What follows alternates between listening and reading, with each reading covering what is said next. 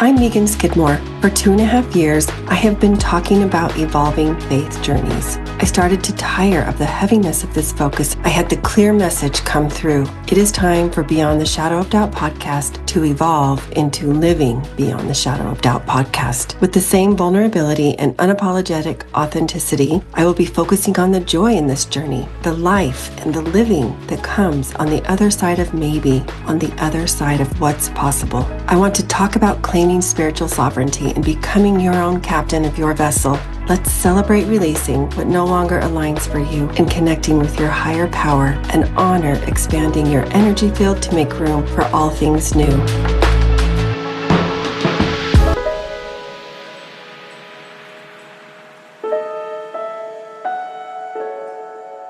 The vibration is high this month on Living Beyond the Shadow of Doubt podcast. Pretense is dropped and caution thrown to the wind in each interview. I'm dropping a new episode daily, spotlighting one of the amazing soul-led, heart-centered authors of Joan of Arc Publishing, or JOA Publishing, founded by Kira Brinton. Like the namesake for this publishing house, each one embodies the fearless, God-centered spirit left by the legacy of Joan of Arc. Make sure to subscribe so you don't miss a single one.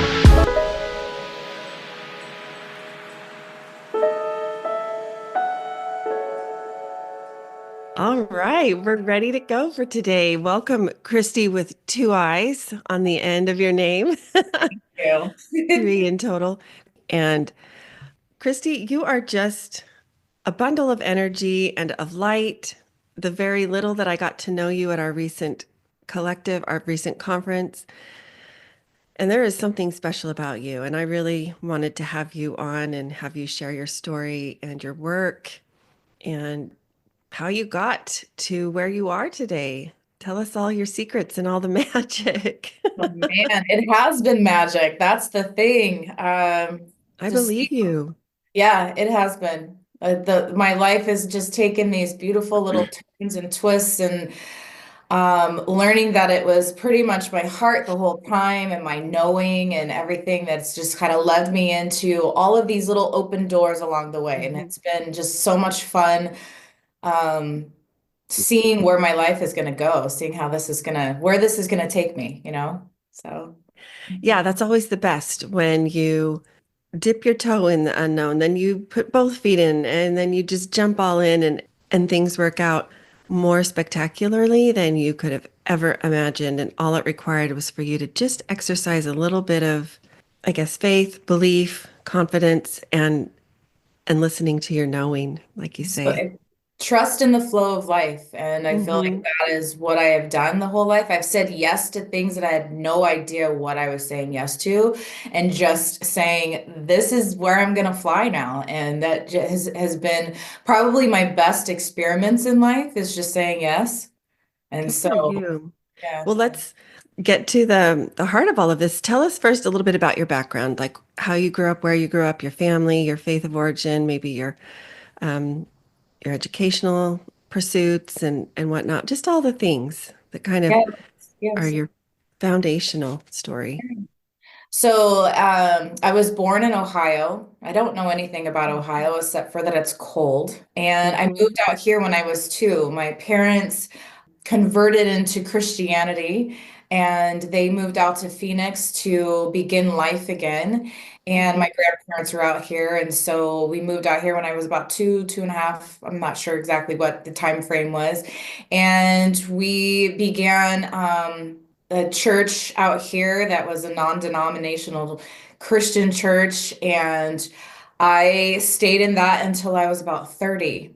Okay. And religion was a huge part of my upbringing, and then I also knew that I had this other wild side of me that would make fun of songs and be the one that was always laughing and getting into trouble, sitting on the pew, just trying to make as much fun of it as I could, like making it fun for me. And so I loved being with my friends. I loved the social interaction. That's what got me to church, was that. I also had the soft heart where, when Mhm. the preacher would be like talking to me, I was like, you're literally, I'm like shrinking in the pew going, you know. Mhm. So that was an interesting thing, but I also gained a lot of knowledge about Mhm. how, you know, who God was, but also who God was then was not who God is now for me. So that's been a Yeah. huge revelation. The God that I knew back then was more, you had to stay in this box and you had Mhm. to sit in this pew and you needed to pray 5 times a day and, and all of these things, which I pray more now than I did back then. Um, I sing Yeah. more now than I did back then. And it is actually coming from my heart, not coming from a place of like not Have to. believing, Yeah. not Yeah. believing in the things that were kind of spoon fed to me. So, Mhm. mhm, I understand that. mhm. Mhm. So I knew that there was more. I knew that there was more. I knew that there was a place that I belonged. And I typically didn't feel like I belonged in the pew. I belonged with my friends, but it didn't feel right to me. So when I was 19, I wanted to become a nurse, but to get to being a nurse, you had to do math. So I was like, this is so not for me. And I was getting massages by this lady at the chiropractor, and I loved it. And I was like, what are you doing? This is great. And so at 19, I went 1 year to a community college, and I said, enough is enough. And I went to massage therapy school. And so since 19 and 20, I had started this massage therapy business for myself, and I worked in a salon and a chiropractor, and they were right next door to each other, and so I would just hop back and forth, and I created a clientele there, and everybody knew me, um and then I was in the salon, and I really loved watching hair and people creating hair and doing different colors and cuts and all this stuff, and I was like, oh, I have something more that's inside of me, a little bit of a creative flair. I had the healing and then I had the creative, right? And so at 21, I went to cosmetology school. And then that just kind of, Wow. I combined the both of them together. And so from 21 on, I have combined hair and massage therapy in. And that's been fun because I really like being versatile. I don't like to do the same Mhm. thing every day. It makes it a lot more fun for me to do 10 different things at once. I'm a manifesting generator in human design, so I am Mhm. meant to do 10 different things every single day. Like Mhm. it makes me come alive when I Mhm. can do more than one thing. So I was about 25 when I decided that I was going to go to Australia for 6 months because did really well in what I did, and I had a lot Mhm. of money saved up, and I was able to leave for 6 months, and I called myself retired.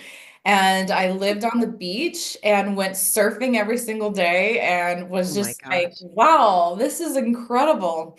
But there was something missing with that also, just waking up and being a beach bum wasn't it for me. I loved it, and I wish that what I wanted to do was I wanted purpose, right? I wanted to work. Working felt good for me. And so I came back home and I had a reason to come home, and that was because my nephew was born. Mhm. And so I took that role of being auntie like very seriously, and came back home for family, and I loved it. And I was here, but I also was like, man, there's still a part of me that is tethered to something, tethered somewhere else other than just here.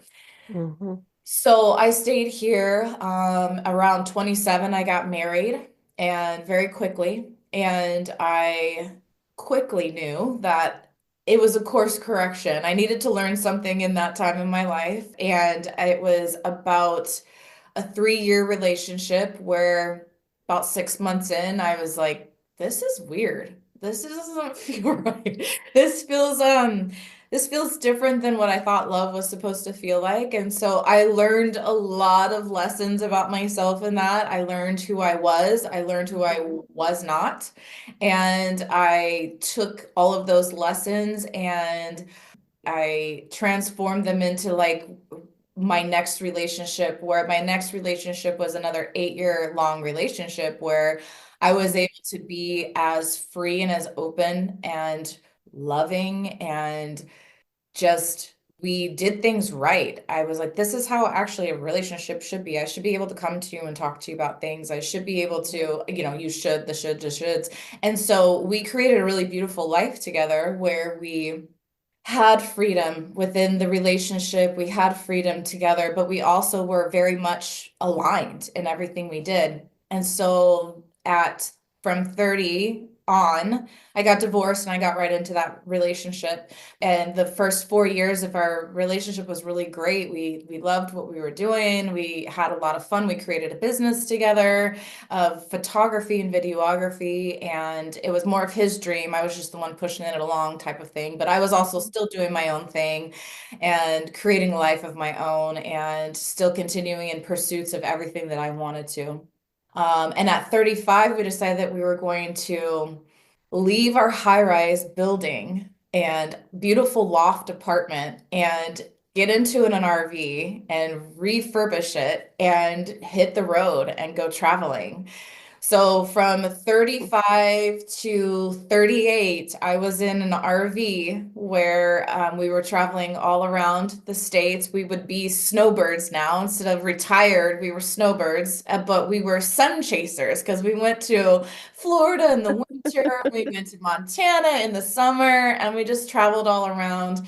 Came to Arizona too in the winter to see family and everything. And so that made it just like, like, okay, if you can live in an RV, you can pretty much do anything because to Mhm. live from such luxury to actually it felt like luxury because I had all of my clothes with me everywhere I went. I had a toilet, I had a everything. I had the fridge, I had a kitchen, I had a bed, like everything was like that was luxury. Like that was like the most fun that I had. I would wake up on the beach and we'd sometimes stop somewhere and you didn't even know where you were at. So that became like how minimal can we be? Like how can we create a life that is just so easygoing, you know? So Mhm. it had its gives and its takes. You had your things. There wasn't stability, but it was really fun and you were free. You didn't know where you're going to wake up the next day, but yet it could be a lot of surprises and fun. So that was amazing. So yeah, after that, my life took a little bit of a turn. We broke up, we separated, and I came back here. And then that's when life really took off. I was about 38, 39. I was in yoga teacher training and going through that whole awakening of, oh, there is a lot more. Okay, let's keep going. And so I Mhm. learned the Gayatri mantra. And when I learned that mantra, something clicked inside of me. There was an energy that was like turned on inside of me. And you're calling in the teachers of the teachers of the teacher, all the lineages of how this mantra has been chanted through through lifetimes. And I felt it. There was something that had changed with inside of me. Mhm. So when I ended yoga teacher training, I went to a full moon festival and I was the leader. I was the yoga teacher trainer that was with the teacher, and I was doing all of the asanas, and afterwards it was like one big party. And so I met this man who walked up right into my aura and he's like, "You've got some cool energy." And I was like, "Yeah, yeah, yeah, I know. Like I know." And so he said to me, "You need to meet my tribe." And I'm like, "Tribe? Like, where are we? Like, what are you talking about?" And he goes, "Yeah, you need to meet my tribe. We do ayahuasca ceremonies." And I was like, "You have my attention." And I was like, "What are we doing?" And so this was, I was 39 and this was in the fall. And he called me the week that they were having ceremony. And I knew very little about ayahuasca, and I kind of am Mhm. like that. I'm like, it's if it's a yes in my body, I know that I'm supposed to do it. And so I said yes to it 2 days before. I happened to be on the most perfect diet that you're supposed to have for ayahuasca, and I sat on that Friday night and I was able to feel the medicine like I'd never felt before. I was able to go to places that I had never been before. My life before ayahuasca was pretty amazing. And then my life after ayahuasca was like, wow, I'm supposed to do this. Like, this is now my path. So I was asked about six ceremonies in, I was asked to start to facilitate. And the facilitation was because I took to the medicine like no other. And so I was asked to facilitate, and within that entire year, I had done 40 ayahuasca ceremonies. And so I was in this element of life beyond this Mhm. planet, this dimension. I was very much in tuned with knowing that I had all these abilities that people don't talk about that they're now being talked about because we have these psychic abilities, we have these knowings, we have these understandings, we have this gift that we can speak to God directly. We have this beautiful relation. I had a beautiful relationship now with myself. I was able to see things that, that I had healed from second grade of my second grade teacher and, things that had happened along the way with me. So I dove deep in and I healed a lot of things that I didn't even know were there. And I kept clearing things out like, wow, okay, healing doesn't have to be that hard. Healing doesn't have to Mhm. be this like long, treacherous thing that we create suffering for all the time, like every day, like, what? No, like it was like the way that I was shown in this medicine was very much a joke, almost laughter. Like things were funny. The way that I saw things, became, I saw the way that I viewed life, basically. I viewed life funny, I viewed life as this place where I came to thinking that I didn't have to suffer through things. I could have fun while I healed. So can I ask you, this is really interesting. First of all, you've blown me away. I didn't see this coming, but this is really fascinating to me. Tell me more about what you mean by you brought humor into your healing, or it was naturally there because of your personality, or share a little bit more about that. I love what you're saying, that healing doesn't have to be long and torturous and drawn out. Yes, Right. let's talk more about that too. So, a lot of times, the way that we show up to a ceremony and the way that we receive medicine is kind of like how we are in life. Hmm.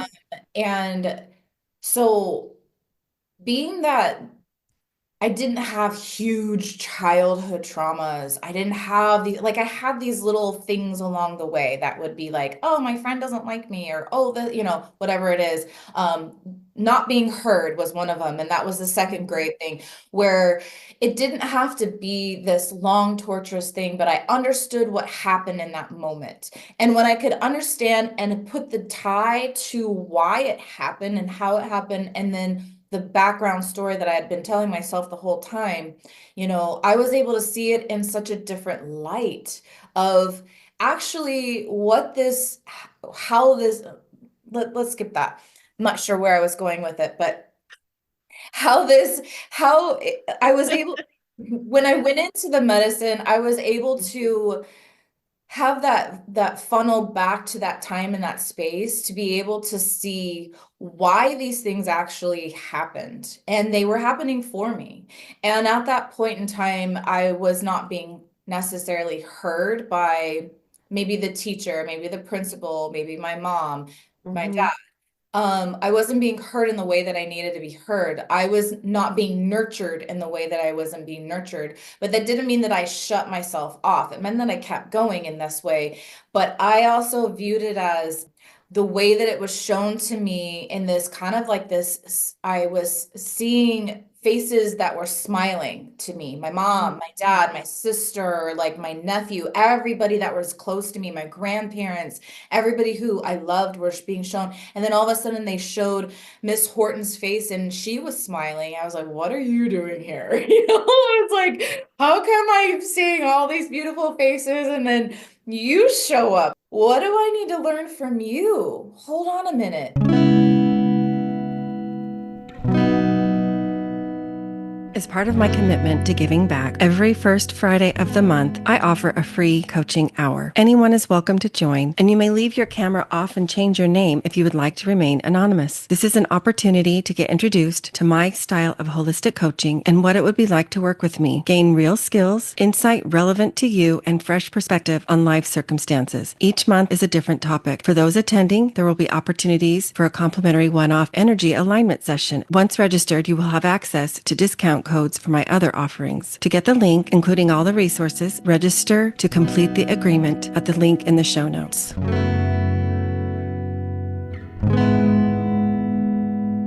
What are you doing in this scenario right now? What am I supposed to see from you? And what I saw from her was that my voice had been kind of shut off at that point. I was 8 years old in second grade. My grandfather had just died. I was going through a really hard time. And I could see in this that it wasn't necessarily me who it was. It was that she didn't know how to connect with an emotional being who was very free with her emotions and very like, I'm feeling this way, like, you know? And so I understood that she was doing the best that she could. She was doing the best that she could. And what happened was I didn't ever turn that emotion off. What I did was I went and I was able to be consoled by whoever else it was, my mom, my dad, that type of thing. But the way that it was all shown to me was kind of how I show up and like, okay, like if you're not going to show me this way, I'm going to go back around and I'm going to find it the way that I need to find it. So it was showing me in such a silly way that I was able to recognize and hear it in such a gentle way. And so I tend to, when I have things like that happen in my life, I will stop and notice that I am the observer of what's going on and see that actually what's happening is that it's not necessarily what I'm receiving from that person, but maybe the opposite view of like how they're receiving me, right? And so I was able to go about that in a way that felt better in that little bit of a situation where I don't know, it made me laugh because what I didn't love, and this is where this comes back into, at second grade, you're learning math. Okay. And I had just said earlier, I didn't want to go to school because of math. In second grade, we were learning math. And that is what turned off of me. My heart didn't turn off, but math did. Okay. So then when I saw the fact that I was supposed to be learning math in that time, I was asking for numerology in this. I was asking to understand what numerology was. I was asking to understand how numbers played a part in my world, like what things meant, right? And so at that moment, it was almost like I was granted an understanding of numbers and that numbers weren't so scary to me anymore. And that now, fast forward, here I am 40. It was last year. It was tomorrow is my birthday. And so the day of this day of February 11th, I was gifted a soul contract reading where they had no new, it was based off of numerology. And I was like, oh my goodness. And now here I sit with this massive purpose of giving people their numerology just by their birth name. And so all of this in line, here we are. And I love numbers. I see numbers all the time. I'm just like, that is how I healed this wound from second grade that Wow, I had that's no really idea. fascinating. Yeah. That's really cool. So, Kristii, you have been a free spirit from the get-go. Yes. From laughing while in the pews at the songs or with your friends, while in your youth in church, all the way to taking this more lighthearted or not taking yourself too seriously and laughing at yourself through your healing journey, as you've Mhm. described it. It's beautiful the way this has surfaced throughout your life. In your experience, what are some of the things that get in people's way? Like, how do they get in their own way as far as listening to their intuition or moving forward from that place of alignment? That's kind of part one. And part two is, what would you offer to these folks that are hesitant to move forward, maybe because of fears or questions or doubts and so on? Right. I think that we have attached ourselves to so many stories that we've told ourselves along the way that this has been so horrible that this happened to me, or how we think that everything is happening to us when it's happening for us, type of thing. And when we can step out of the way of thinking that life is gonna like come down on us when really actually we were never meant to suffer. Right. And when we start to adopt that mindset that we were never meant to suffer in this life in any way, shape, or form, that a lot of this is free will, that we chose this. We chose this life. We chose to come down here. We chose the parents that we chose. We chose the situations. We chose this because this is our greatest gift. Our karma in our soul contract readings, our karma is actually what we are here to overcome, what becomes our greatest gift, and then it becomes the story that we share in life. And so if we're being the victim of our life, then how are we showing up? We're showing up victims, so everything is happening to us.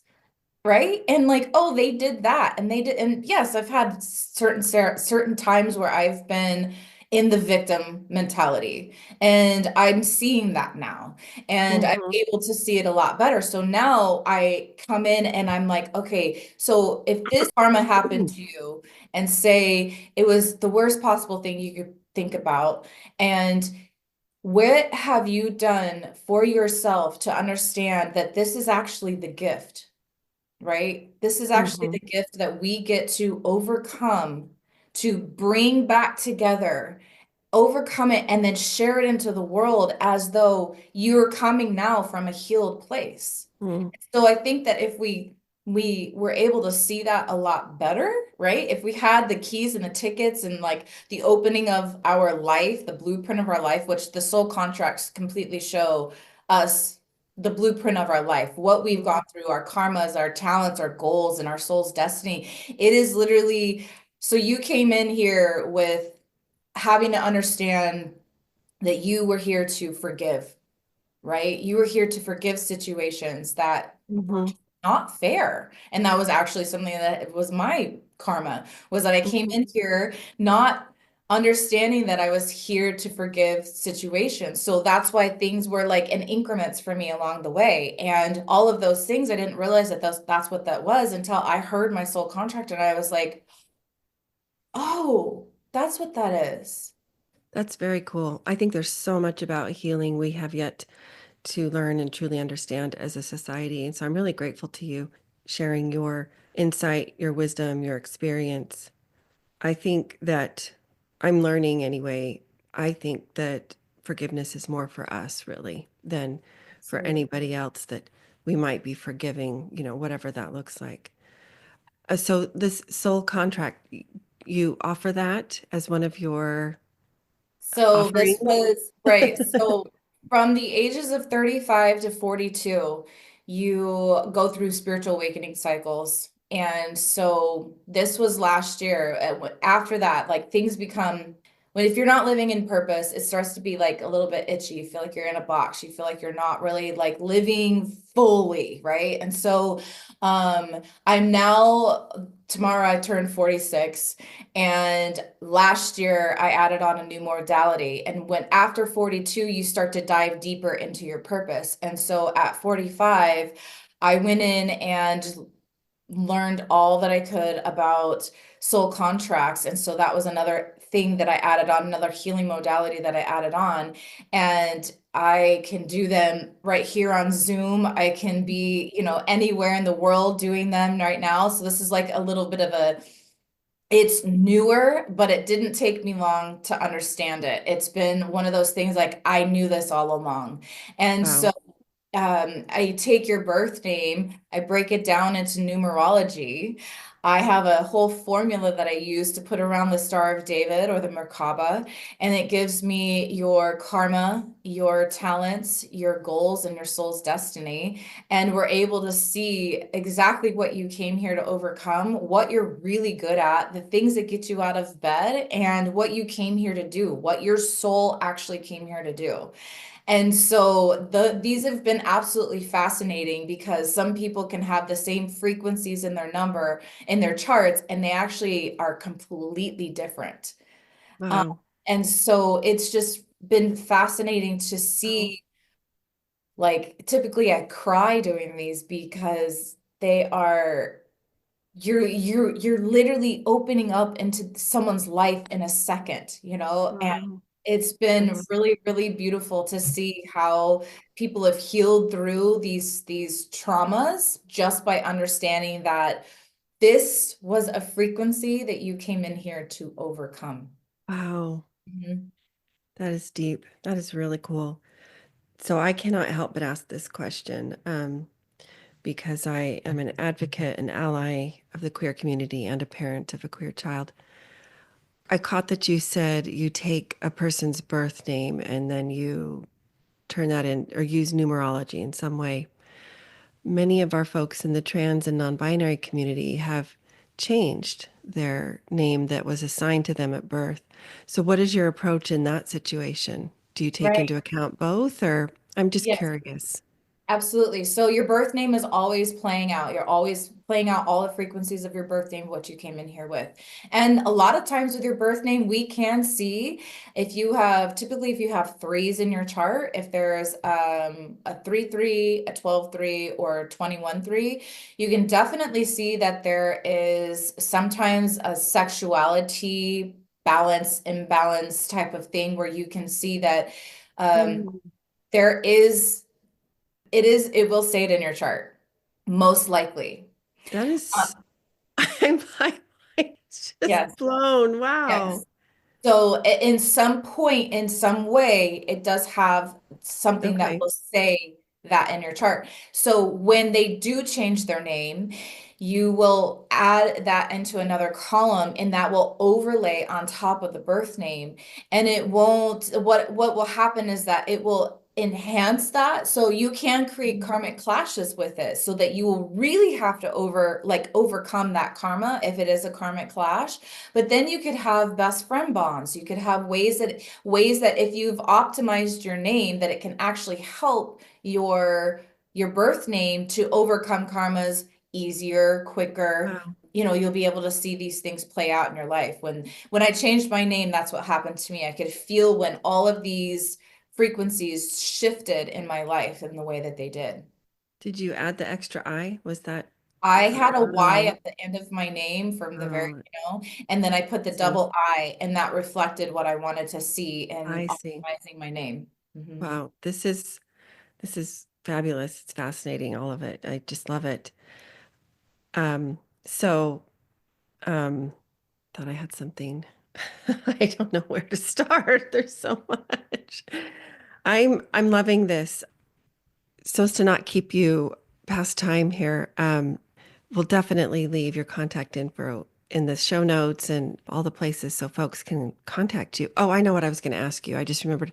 Is there a minimum age to do the soul contract? Um, No, there's not a minimum age. It's actually, I have a lot of parents that are pregnant right now, and they have come to me with their child's names coming in. And so we can check out exactly oh what. my goodness. So if Wow. we need to optimize the name just a little bit, like maybe it's just the spelling of it, right? We can optimize the name to reflect different frequencies and for different Hmm. outcomes, possibly. One of the frequencies that we love to see is 13-4. 13:4 is all about divine energy, Mother Mary, divine love, unconditional love, forgiveness. It's actually what we are striving for, and for this new earth to come in. And so this is what we want to actually optimize our name with. There's a couple of frequencies in there that are really beautiful. I have that happens to be actually my soul destiny, and the karma that I came in with was a 13:4. So at the beginning and the end of my life, I'm able to see exactly where I'm at. And it's just really so beautiful that to know that that's what our new earth is coming to, is just ultimate forgiveness and compassion.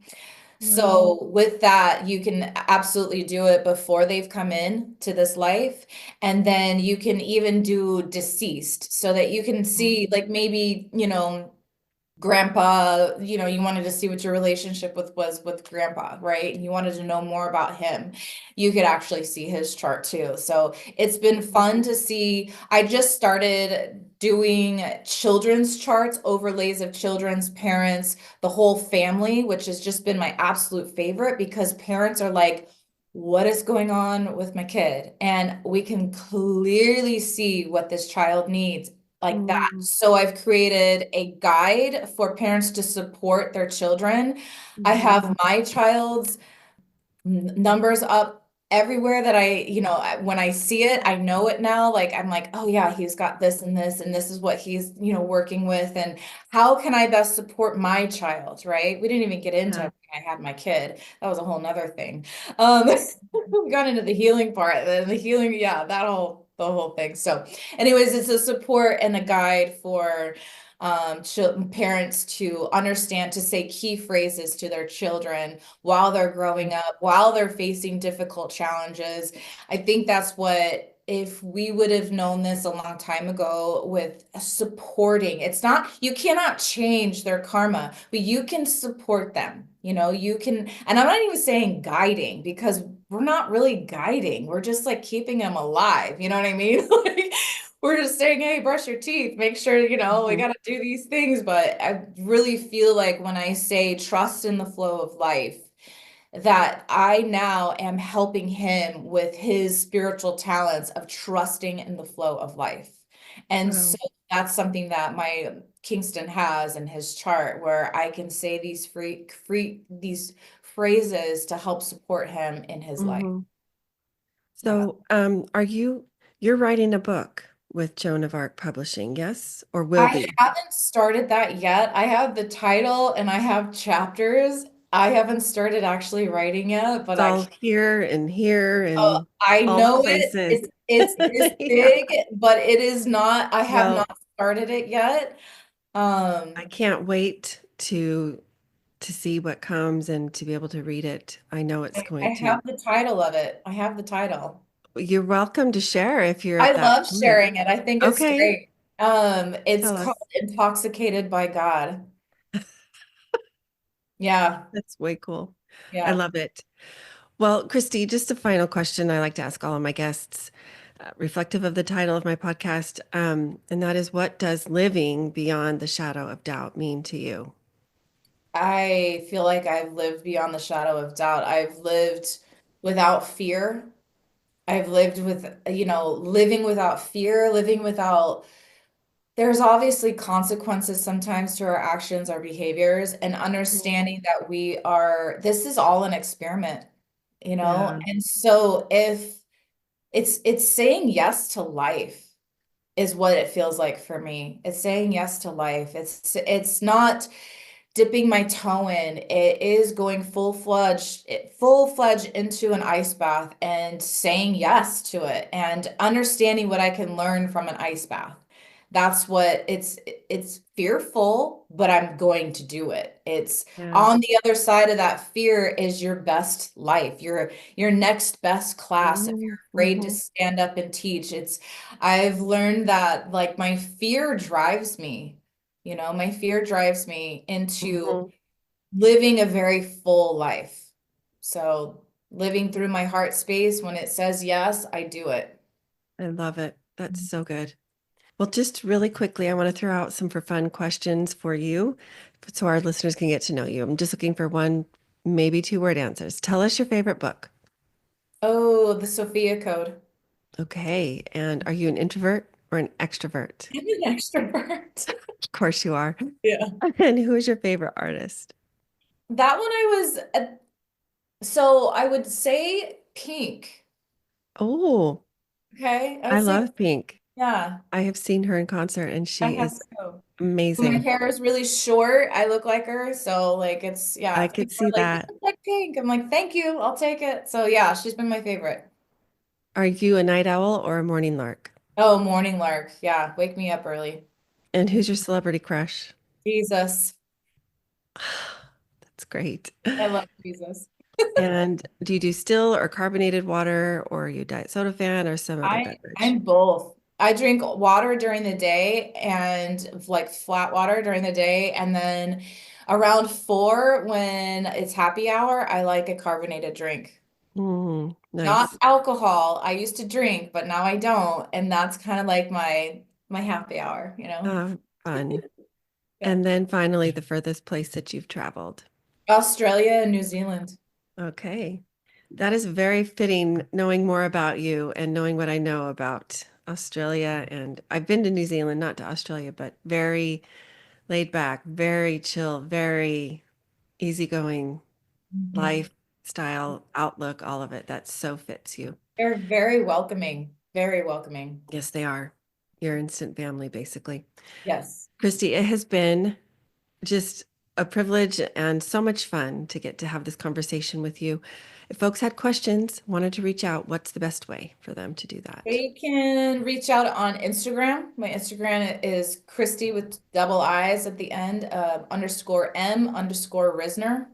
Okay. And then I have my stand store where they can book directly, and I can send that link to you if you Yeah. want. Yeah. That would be And that's great. pretty much the two places. And then, Okay. that's just the easiest way because it's all automated and everything's Hmm. easy. So, but I will.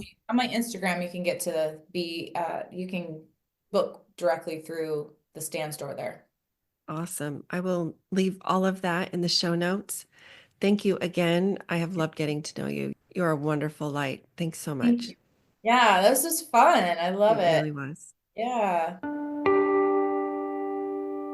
Writer, teacher, author, Mormon scholar, and founder of Dialogue Journal, Eugene England said, "My faith encourages my curiosity and awe. It thrusts me out into relationship with all creation and encourages me to enter into dialogue." As a proud member of the Dialogue Podcast Network, my hope is that Living Beyond the Shadow of Doubt podcast is an extension of that vision.